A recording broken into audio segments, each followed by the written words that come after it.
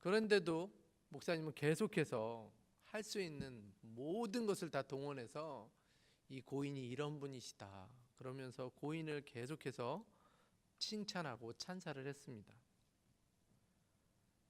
얼마나 훌륭한 아버지였고 얼마나 훌륭한 남편인지 모른다고. 그러자 고개를 가볍게 좌우로 흔들던 이 아내가 급기야는 옆에 있는 딸에게 이렇게 속삭입니다. 얘야, 아무래도 저 관 안에 있는 사람이 내 아버지가 아닌가 보다. 무슨 이야기입니까? 사람은 바뀌기가 힘들다는 거예요. 사람만 그렇습니까? 우리가 살고 있는 환경도 그렇고요. 상황 쉽게 바뀌지 않을 때가 굉장히 많이 있습니다. 특히 내 계획대로 안 되고, 그리고 내가 생각대로 안 되는데 거기다가 고난도 찾아오고 어려운 일이 계속 찾아오면 야, 이거 바뀌지 않는구나, 이 변하지 않는구나, 그렇게 여길 때가 굉장히 많이 있습니다. 자, 이제 오늘 본문에는요, 그런 바뀌지 않는 상황, 이런 갑작스러운 상황, 고난이 찾아온 두 사람이 나옵니다. 대조되는 두 사람이 나오는데요, 한 사람은 간수입니다. 그리고 한 부류의 사람은 바울과 실라입니다. 본문의 내용은 이렇습니다. 사도행전 15장 그 앞부분에 보면요, 예루살렘 공의회에서 뭔가를 결정했습니다. 무엇을 결정했냐면 이방인들도 예수님을 믿는다면 할례를 받지 않아도 된다라는 것을 결정했다는 거죠. 사실 유대인들은요, 자기가 하나님을 믿는다라고 하면 할례를 받아야 했었습니다.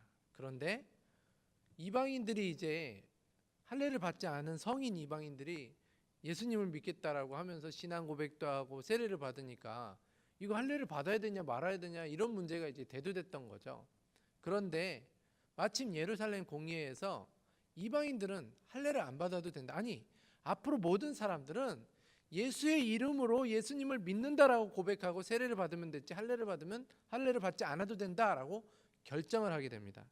자, 이 결정이 나니까 사도 바울이요, 1차 선교 여행을 마쳤잖아요. 그리고 그렇다면 내가 이 이방에 세워진 교회들에게 더 이제는 할례를 받지 않아도 된다라는 것을 더 알려주고 더 든든히 세우기 위해서 이제 전도 여행을 떠나게 됩니다.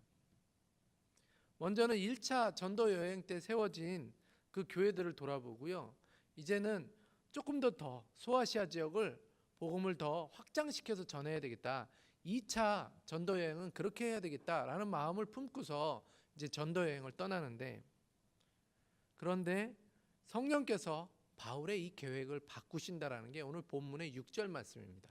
우리 6절 말씀 다 같이 한번 읽겠습니다. 이 말씀을 보면서 읽도록 하겠습니다. 시작. 성령이 아시아에서 말씀을 전하지 못하게 하시거늘 그들이 부르기아와 갈라디아 땅으로 다녀가.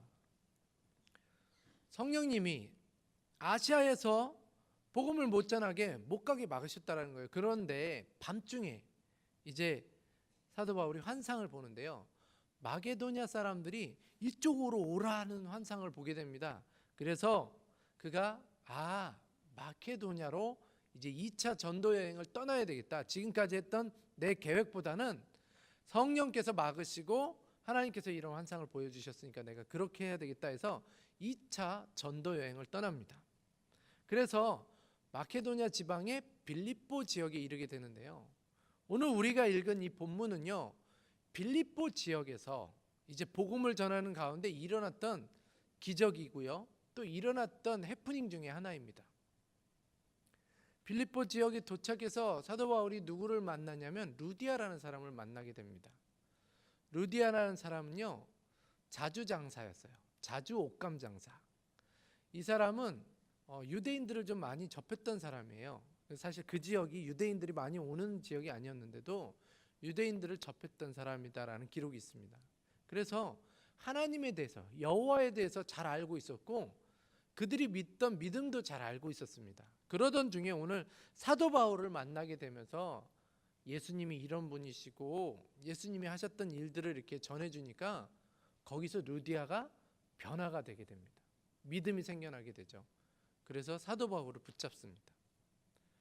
사도 바울을 붙잡고 이제 앞으로 여기서 좀 더 복음을 좀 전해 주셨으면 좋겠습니다.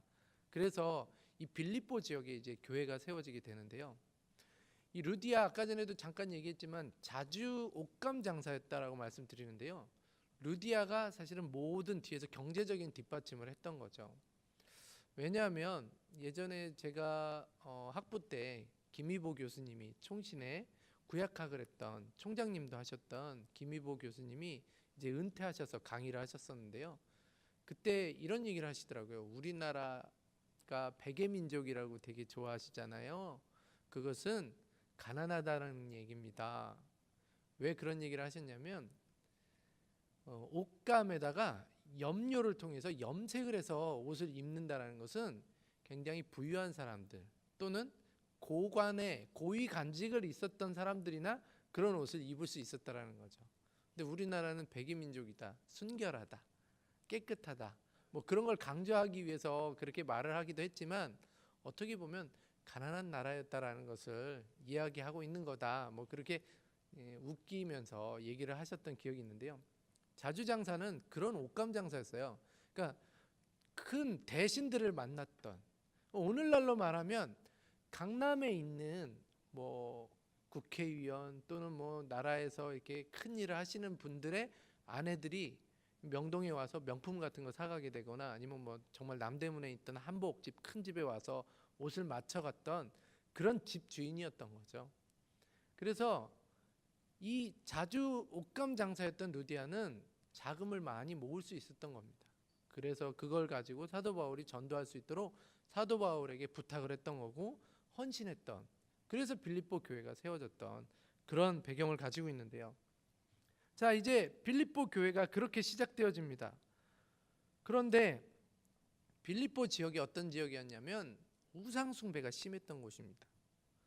그리고 유대인들이 적었어요. 하나님에 대해서 들을 수 있는 방법이 없었고 길이 없었던 그런 곳이었습니다. 그래서 좀처럼 전도하기가 힘든 그런 곳이었는데, 그런데 그래서 이제 사도 바울이 평소에도 기도를 하면서 사역했지만 오늘 본문에 보니까 이제 기도하러 가는 도중에 이런 일을 만나게 됩니다. 귀신 들렸던 여종을 만나게 되는데요. 이 귀신 들렸던 여종이 기도하러 가는 그 바울과 실라 일행을 따라다니면서 계속 이런 얘기를 하는 거죠. 우리 17절 다 같이 한번 읽겠습니다. 17절입니다. 시작. 이 사람들은 지극히 높은 하나님의 종으로서 구원의 길을 너희에게 전하는 자라.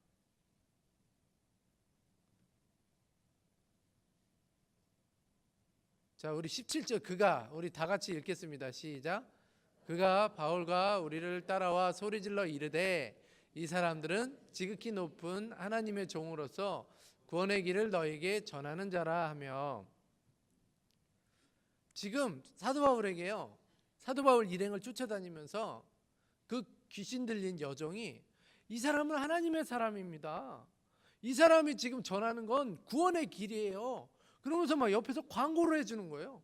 막 소리 지르면서. 근데 이게 계속되어졌나 봐요. 기도하러 갈 때마다, 어디를 갈 때마다 이 여종이 따라다니면서, 이 소녀가 따라다니면서 계속 이렇게 하니까 이제 사도 바울이 안 되겠다, 귀신을 좀 이렇게 꺼내줘야 되겠다. 그래서 귀신을 쫓아내줍니다. 그랬더니 문제가 되죠. 이 여종을 두었던 주인들이요, 사실 이 귀신 들린 여종에게 찾아와서 내 점괘가 어떻습니까? 내가 이런 일 하면 잘 먹고 잘 살겠습니까? 이렇게 자꾸 물어보는데 그게 어느 정도 맞아 떨어지거든요. 그러니까 이게 돈이 좀 됐던 거예요. 복채를 좀 내라고. 복채를 내야지, 응? 우리 여종이, 신령한 여종이 얘기해 줄 수 있을 거라고. 아, 그랬는데 귀신이 떠나가니까 못 맞히는 거죠. 말도 못 하는 겁니다. 여기서 한 가지 그냥 이렇게 얘기해 드리고 싶은 게 있는데요.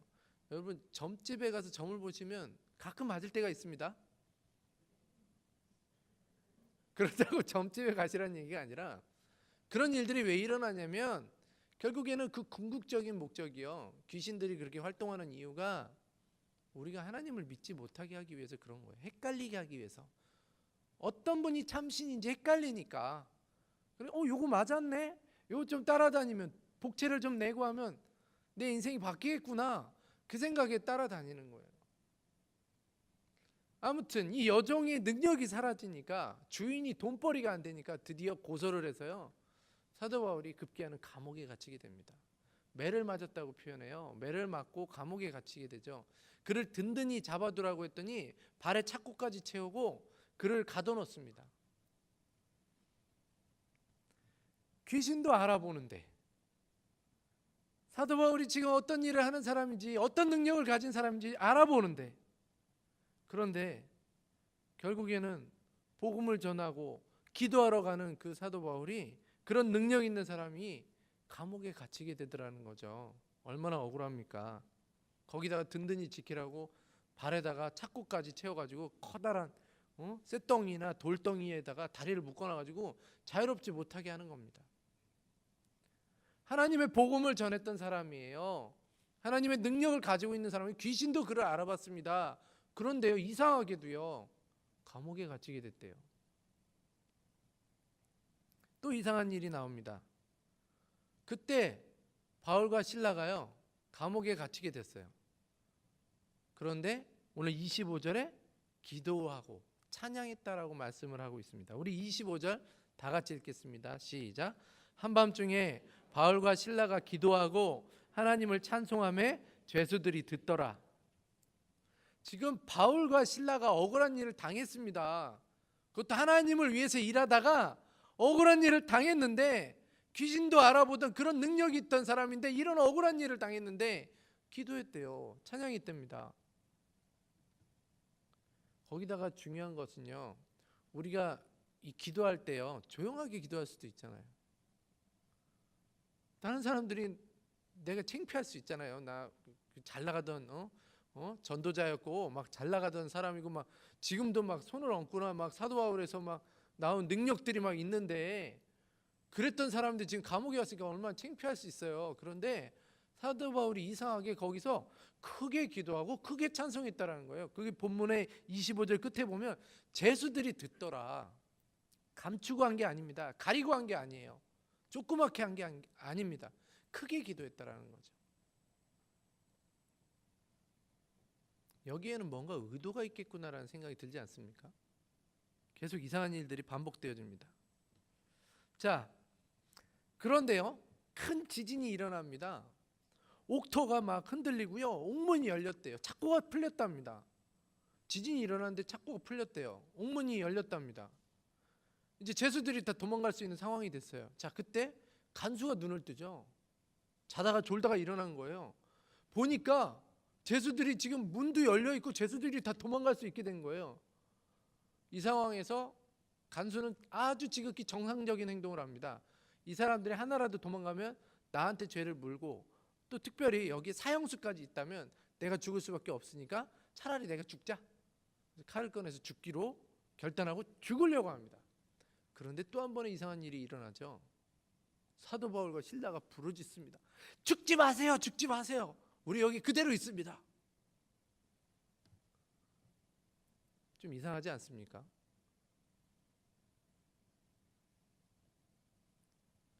왜 바울은 간수가 죽으면 되는데 왜 막았을까? 사도 바울 입장에서는요, 지금 착고가 풀렸잖아요. 기적이 일어났잖아요. 문이 열렸습니다. 그러면 이제 문이 열렸으니까 나가면 되는 거예요. 하나님이 나를 보고 나가라나 보다. 나가면 되는 겁니다. 그런데 간수가 죽으려고 하니까 죽으면 딴 데 쳐다보고 있다. 죽으면 그냥 유유히 나가면 되잖아요. 나가는 게 목적이었다면. 근데 안 나가고 간수를 살리는 거죠. 우리 여기 그대로 있다고. 근데 더 이상한 일이 생깁니다. 간수가요, 등불을 가지고 뛰어 들어가서 두려워 떨면서 바울과 실라 앞에 엎드리고, 그리고 그를 데리고 가서 그에게 질문을 하죠. 우리 29절에서 30절까지 읽겠습니다. 시작. 간수가 등불을 달라고 하며 뛰어들어가 무서워 떨며 바울과 실라 앞에 엎드리고 그들을 데리고 나가 이르되, 선생들이여, 내가 어떻게 하여야 구원을 받으리이까 하거늘.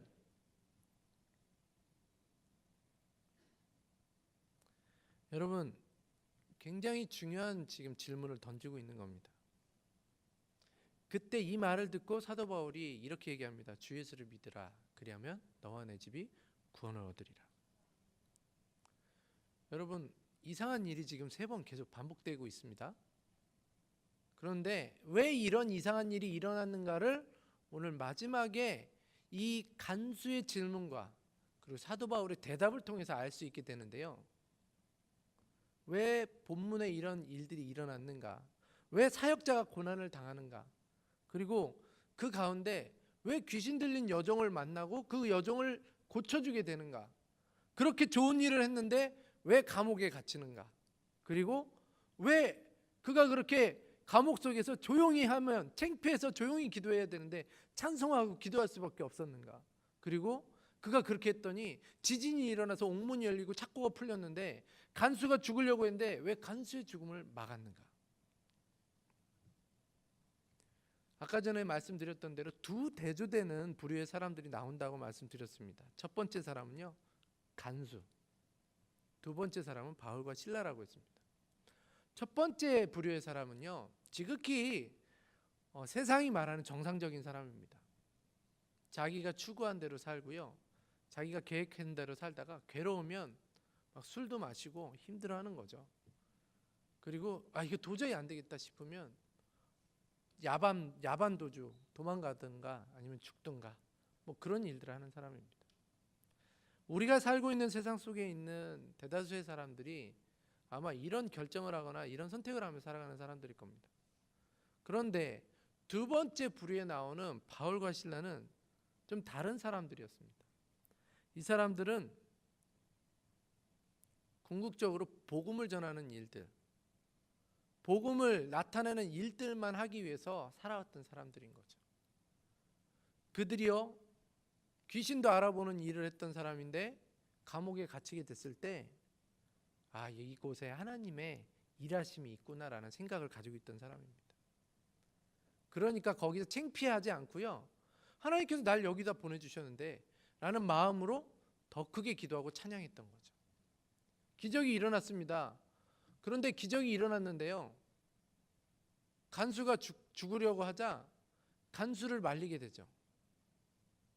이건 분명히 하나님을 위한 일이 아닐 거다라는 생각이 들었던 거예요. 그래서 그를 말리게 됩니다. 그랬더니 그의 입에서 어떤 질문이 나오냐면, 어찌하면 내가 구원을 받겠습니까? 라는 질문이 나오게 됩니다. 자, 여기서요, 더 중요한 게 있습니다. 오늘 본문으로 좀 더 집중해서 들어가 봐야 되는데요, 간수가 죽으려고 했을 때요, 거기서 도망간 사람들이 하나도 없었다라는 거예요. 그냥 옥문만 열렸고요, 착고만 풀려진 상태였어요. 자, 이 상태면요, 간수가 둘러보고서 도망간 사람이 하나도 없네? 문 다시 닫고 다시 이렇게 정리하면 끝나는 상황입니다. 그런데 간수가 횃불을 들고 두려워하면서 바울과 실라 앞에 와가지고 그들을 조심히 모시고 나가서, 그래서 그들을 닦아주고 그리고 그들에게 내가 어떻게 하면 구원을 받습니까? 라는 질문을 하는 거죠. 여러분, 이 질문은요, 지금 이 상황을 어떻게 해결할까요?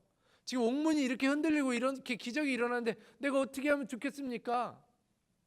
그런 질문이 아니에요. 이 상황이 하나도 변한 게 없습니다. 그냥 옥문이 열렸고 죄수들이 도망가지 않은 상태예요. 칼빈도 그 부분을 굉장히 중요하게 다루고 있습니다. 이 부분이 사실 간수가 그냥 덮을 수 있는 상황인데 그가 왜 두려우면서 어떻게 하면 구원을 받을 수 있습니까? 라는 그 질문은, 그러니까 이 문제가 어떻게 해결돼야 됩니까? 내가 살다가 당하는 이 문제, 이 사람은 왜 변하지 않습니까? 라는 질문이 아닌 거죠. 지금 이 질문은요, 내 영혼이 내가 어떻게 하면 당신들처럼 그렇게 구원받을 수 있고 당신들과 같은 삶을 살 수 있습니까? 라는 질문을 하고 있는 거예요. 여러분, 여기서 중요한 것은요, 하나님께서 그에게 그런 마음을 허락하시지 않으면, 그런 눈을 열어주시지 않으면, 그런 깨달음이 없으면 그런 질문을 할 수 없다는 사실을 기억하시기 바랍니다. 그래서요, 우리의 구원은요, 은혜로 말미암아 믿음을 통하여서 구원을 얻게 되는 거예요. 은혜가 뭡니까? 하나님이 우리에게 눈을 열어주셔야 되는 거예요. 하나님이 우리가 볼 수 있도록 허락하셔야 되는 거죠. 하나님이 그 간수에게 모든 상황을 정리할 수 있는데 그곳에서 주위를 둘러보고 다 정리할 수 있었지만 이건 아니다 싶어서 그분들에게 가서 두려워 떨면서 물어보는 거죠. 여러분, 이런 자세와 이런 마음이 어디서부터 옵니까? 이런 질문이 어디서부터 시작됩니까? 사람이 변하게 되는 것, 사람이 구원받게 되는 것은 어디서부터 시작됩니까? 바로 하나님께 있는 겁니다. 성령님께서 우리 가운데 감동을 허락하실 때, 하나님께서 우리 가운데 은혜를 베푸실 때 이런 일들이 일어나더라는 거죠. 저는 우리 부평중앙교회 모든 성도님들이요, 바울과 실라 같은 먼저 눈이 열린 사람, 하나님의 은혜를 기억할 수 있는 사람, 하나님의 은혜를 바라볼 수 있는 사람들이 되시길 주님의 이름으로 축원합니다. 아까 전에 두 부류의 사람이 있다고 했습니다. 한 부류의 사람은요, 그 눈이 없는 거예요. 그 은혜를 경험해 보지 못했습니다. 그렇게 살아본 적이 없기 때문에 어려운 일이 닥치면 내가 죽어야 되겠다라는 결론을 내리게 되는 거죠. 피해야 되겠다고 합니다. 그렇지만 그 눈을 가진 사람, 그 은혜를 맛본 사람은 억울하게, 내가 능력이 있는데 억울하게 지금까지 사역 열심히 했는데 우리 자녀가 갑자기 아프고 우리 사업이 막 망하게 되고 내가 지금 하고 있는 일들이 막 안 되고 있는데, 그런 상황 속에서도 이 일 가운데 하나님의 일하심이 있을 거다라는 믿음을 가지고 묵묵히 그 길을 걸어가는 거죠. 감옥 속에서 하나님을 찬양할 수밖에 없는 거죠. 다른 사람이 들으라고, 내가 여기 온 이유는 감옥에서도 하나님을 찬양해서 여러분들을 전도하기 위함이다라는 눈을 가지고 있었기 때문에 그렇게 할 수 있었던 겁니다. 그가 간수를 살렸던 이유도 거기 있는 거고. 저는 우리 부평중앙교회 모든 성도님들이 이런 은혜를 경험하고 이런 눈을 가져서 우리의 인생 가운데 변하지 않는 사람, 변하지 않는 상황, 변하지 않는 일들, 큰 산 같은 상황들을 만났을 때마다 하나님의 이 눈을 가지고 그것을 바라볼 수 있고, 그리고 담대히 그곳 앞에서 하나님을 의지하여 걸어갈 수 있는 주의 사람들 되시길 주님의 이름으로 축원합니다. 사람이 변하는 건 하나님의 은혜로서 되어질 수밖에 없습니다. 그런데 그러면 왜 사람들이 변해야 되는 겁니까? 왜 이 상황들이 변하게 됩니까? 사람이 왜 변하고 이 상황이 왜 변합니까? 궁극적으로는 하나님 때문에 기뻐하기 위해서 그런 일들이 일어나는 겁니다. 우리 34절 다 같이 한번 더 읽겠습니다. 34절 시작. 그들을 데리고 자기 집에 올라가서 음식을 차려주고 그와 온 집안이 하나님을 믿음으로 크게 기뻐하니라. 여러분, 소요일이 제일 문답이 뭔지 아십니까? 사람이 제일 되는 목적이 뭐냐는 거예요. 그것에 대한 대답은 하나님을 영화롭게 하고 하나님 때문에 기뻐하기 위해서 사람을 지었다라는 거죠. 여러분, 오늘 본문에 이 빌립보 지역에 전도를 하기 위해서 이제 사도 바울이 복음을 전하기 위해 그곳에 있는데요, 결국에는 그곳에 있는 모든 사람들이 하나님이 원래 사람을 만들어냈던 대로 회복시키는, 하나님 때문에 기뻐하고 하나님을 영화롭게 하기 위해서 이 모든 일들을 이끌어 가시고 계신다는 거죠. 그래서요, 우리의 삶 속에서 일어나는 모든 상황 가운데 바울과 실라와 같은 눈을 가진 사람, 은혜를 경험한 사람은 결국에는 그 목적을 이루어드리고 그 목적을 이루기 위해서 그것을 위해 살아가고 그것을 위해 지금 당하고 있는 변하지 않는 사람, 변하지 않는 상황들을 묵묵히 이겨낼 수 있다는 것이죠. 저는 우리 부평중앙교회 모든 성도님들이 그 은혜 때문에, 그리고 그 하나님의 목적이신 하나님을 믿음으로 기뻐할 수 있게 되어지는 그 목적 때문에 여러분들의 인생을 다시 한번 힘있게 살아가시기를 주님의 이름으로 축원합니다. 하나님의 그 목적을 기억하며 선택하고 살아가면요, 하나님의 은혜를 경험하시게 될 거예요. 하나님의 살아계심을 경험하게 될 걸로 믿습니다. 오늘 이 저녁에 다시 한번 그 소망 되시는 하나님, 그 하나님의 목적을 위해서 일하시는 그 하나님, 그 능력의 하나님을 붙잡고 오늘 우리의 삶의 자리로 돌아가서 하나님의 은혜도 능력도 기적도 경험할 수 있는 우리 부평중앙교회 성도님들이 되시길 주님의 이름으로 축원합니다.